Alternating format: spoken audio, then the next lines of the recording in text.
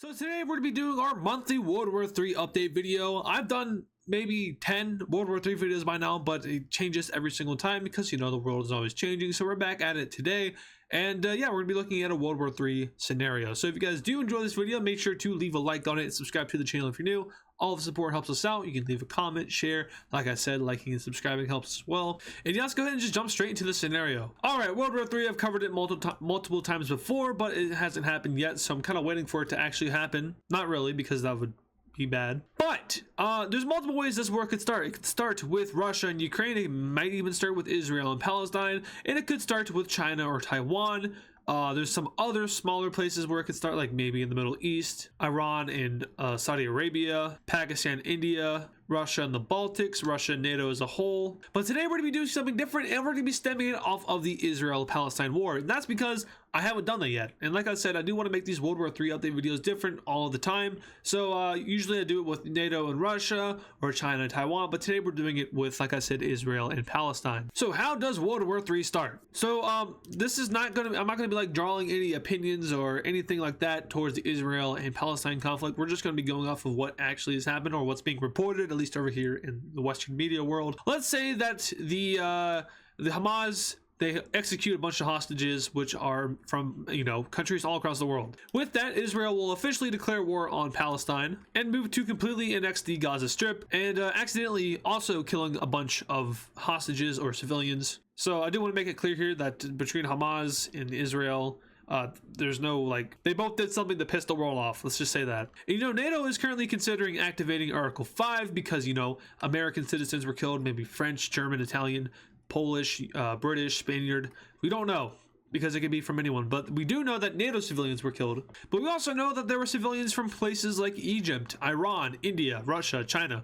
Those civilians were also caught up in it. So now the world has a decision to make. Who are they backing? Well, with American lives being, you know, lost in Palestine, the United States will be forced to, mostly by the public, to join this war. Public support for the war against Palestine is, well, not war against Palestine, I should say the war against Hamas, is fairly high in America because of these lost lives. You know, usually that is the breaking point for American citizens, is when their own people start to get, you know, killed in other countries. Usually that's when the public support for war kind of, you know, tips over towards in favor. So the United States of America joins this war on the side of Israel.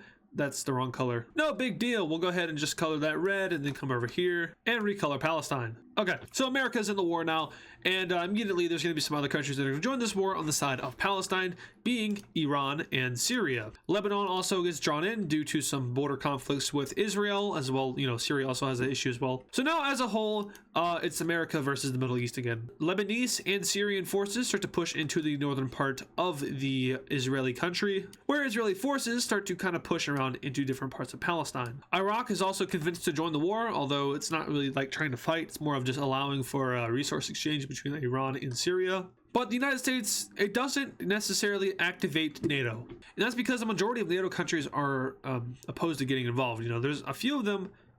No, actually, let me pull up a map of Palestinian recognition. Yeah, I'm right. So a few countries over here in Eastern Europe do recognize Palestine, and those are the ones which are going to oppose joining the war, and thus NATO will not get involved because, well, they probably wouldn't adhere to the Article 5, even though they're technically supposed to, but we'll ignore that for now. But the United States will go ahead and draw in some more countries to join in on their side, this time being France and the UK, who both suffered civilian casualties due to Hamas. And war support in Europe is actually slowly growing. Well, in the West. In the East, it is declining because they see it as a senseless conflict, and it kind of is. But, you know, Israel and Palestine have been at each other's throats since they were both, you know, a thing since 1940. I'm not going to get into the prehistory of that. But yeah, this has been a long brewed up conflict, and it's finally breaking out.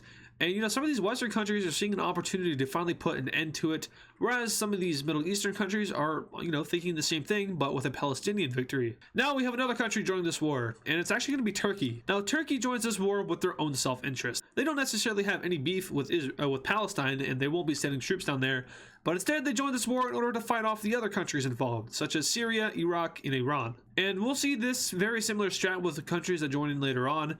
So they're not up against Palestine because they have, you know, okay relations with them, but they're actually up against the surrounding countries in order to benefit themselves. Canada's populace is very against joining the war, and they are unable to join. Some political issues are going on with the head of state. So yeah, if he joins the war, he might be ousted Trudeau, I'm looking at you. Whereas in these countries, you know, Macron, he probably could get booted because of this, but you know, the UK, I don't know what's going on with their prime minister right now. It's weird.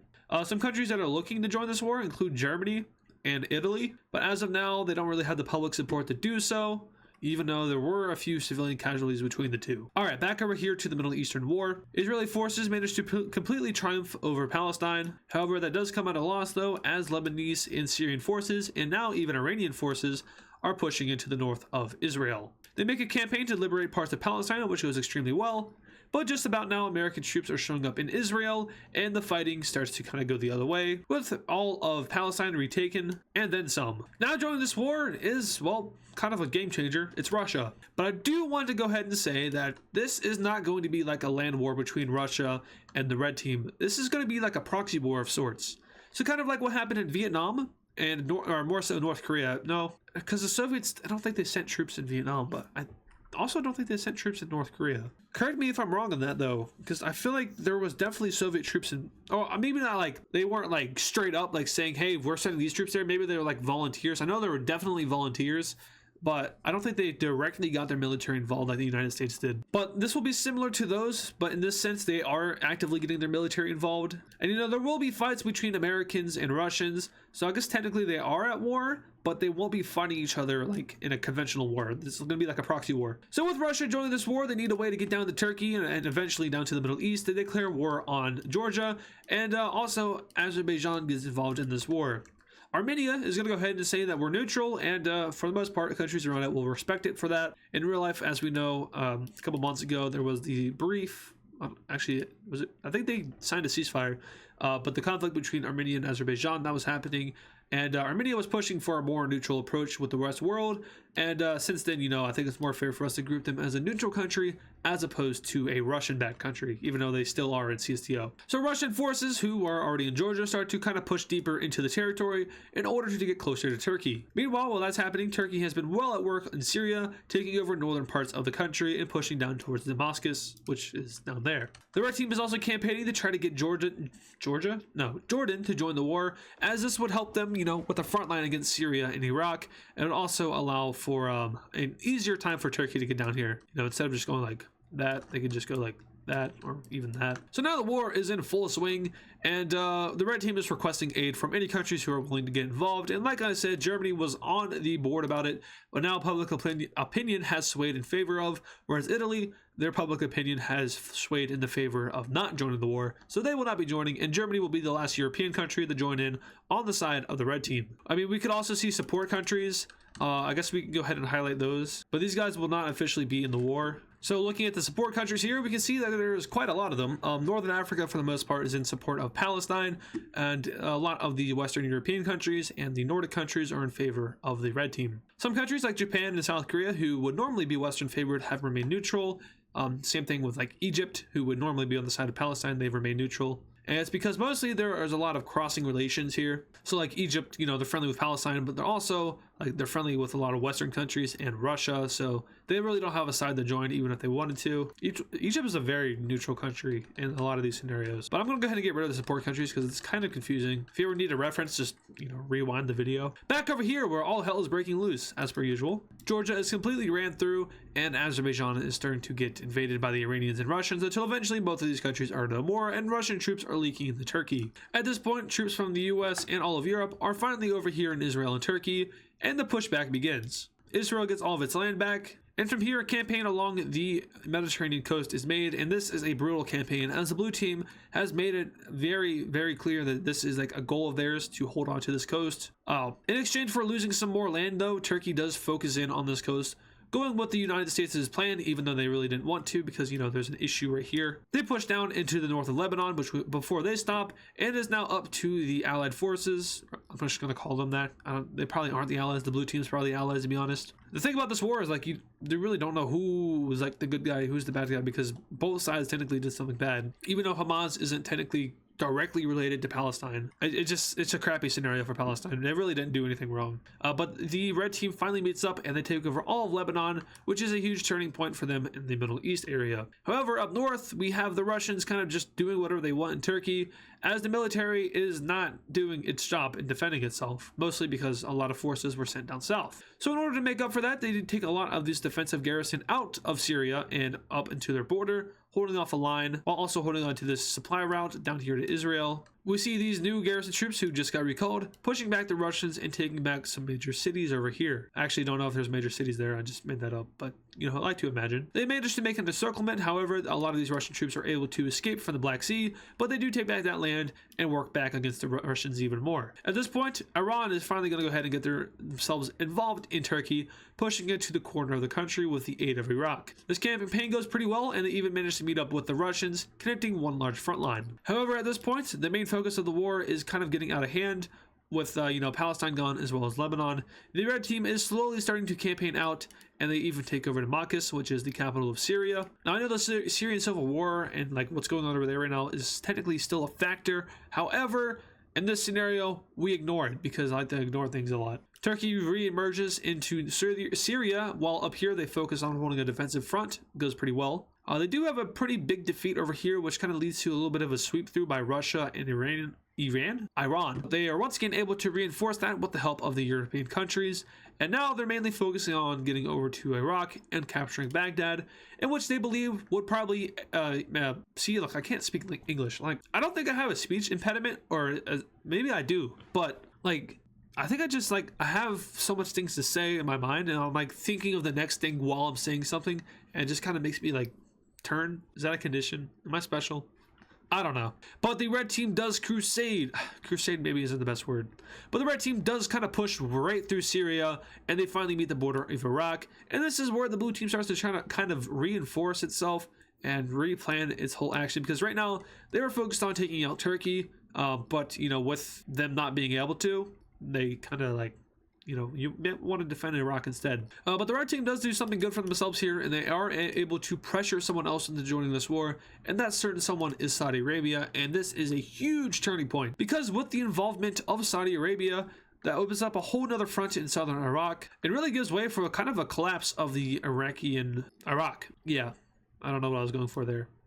Iran does manage to swiftly pummel this in this part of the country because they were kind of expecting it. But Iraq itself is kind of screwed here. Their capital city is in jeopardy from two angles. But in order to counter this, because war is pretty much just a giant chess match, the blue team will go ahead and recruit Yemen into the war. Now Yemen is a sacrifice. They will not survive because they're already kind of throwing hands with Saudi Arabia in real life, and then they're just not a stable country, and their military isn't capable of holding back Saudi Arabia. So while this serves as a surprise, the Yemenis, is that what people from Yemen are called? People from Yemen, though, they will kind of I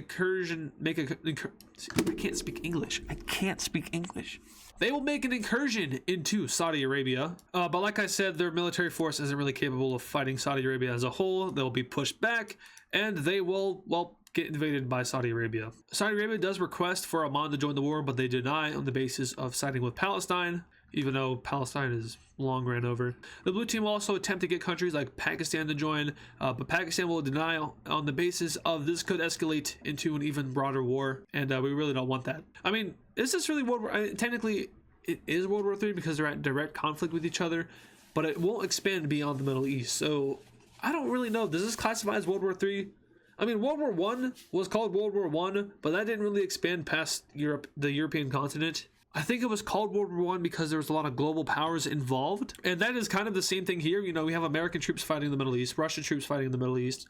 So I guess this does classify as a World War III, but it's not as horrible and deadly as the other World War IIIs that I've done. But technically there's multiple global forces involved: the United States, Russia, Europe, and there's pretty much an entire subcontinent at war, which is in this case the Middle East. It's not really a subcontinent, it's more of a region. I used to actually think that the Middle East was part of Africa with Arabia and stuff. I mean, in my mind it made sense since but then kind of discovered the Suez Canal, and that's where I like kind of draw the line now for Africa. Anyway, back on topic here. Saudi Arabia is down there, and they're unable to focus on here, which leads to an Iranian pushback away from the Iraqi capital. But over here back in Syria, the West has completely managed to push out the Syrians from their own country, and Syria has completely fallen, leading to a broad invasion of Iraq. Iran starts to pull forces from Turkey. Excuse me. Iraq starts to pull forces from the front line over here in Turkey in order to, well, protect themselves. This kind of backfires in a way as they lose northern Iraq. And the Russians now are going to make an attempt to kind of just sweep through Turkey. It goes pretty well, actually. They managed to make it as far as they've ever been. But unfortunately, it might be a little too late because Baghdad was just taken. And at this point, the blue team is considering dropping out of the war. And that's because, once again, the main point is gone. And then, Lebanon's gone, as well as Syria. And at this point, Iraq is basically just a bunch of troops and Iranians who are holding this front line. So the Iraqi government has kind of collapsed. Down here in Yemen, they just got their ass whooped pretty bad. Saudi Arabia manages to defend them off. Iran makes a small incursion into Saudi Arabian territory.